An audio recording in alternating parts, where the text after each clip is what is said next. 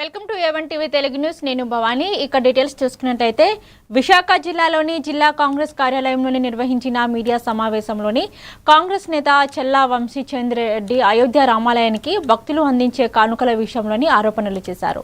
భక్తుల విశ్వాసాన్ని దెబ్బతీసేలా వ్యవహారాలు జరుగుతున్నాయని, దీనిపై స్పష్టత ఇవ్వాలని ఆయన డిమాండ్ చేశారు. ఆరాధ్య దైవంగా మనందరం కూడా కొలుస్తాం, రాముడి బాటలో నడవాలనుకుంటాం. ఎవరైనా ప్రజలు మీ ప్రభుత్వం ఎట్లా పనిచేయాలి, రాజ్యం ఎట్లా నడవాలంటే మాకు రామరాజ్యం కావాలంటారు. అది రాముడికి ఉన్నటువంటి ప్రత్యేకత.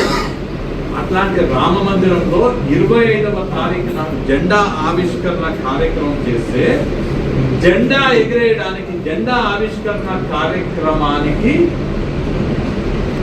1000 లక్షల రూపాయలు ఖర్చు.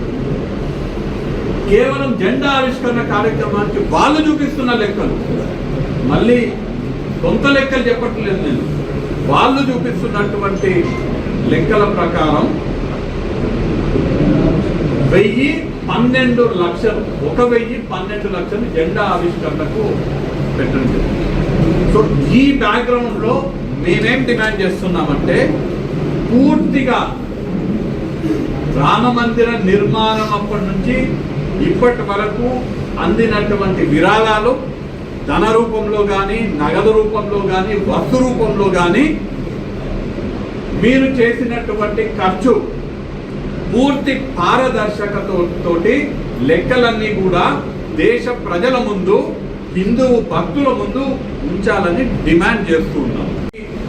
నిదర్శనం, నిలువెత్తు సంతకమైనటువంటి రామ మందిరంలో జరిగినటువంటి వ్యవహారం ఇది. రాముడిని మనందరం కూడా ఆరాధ్య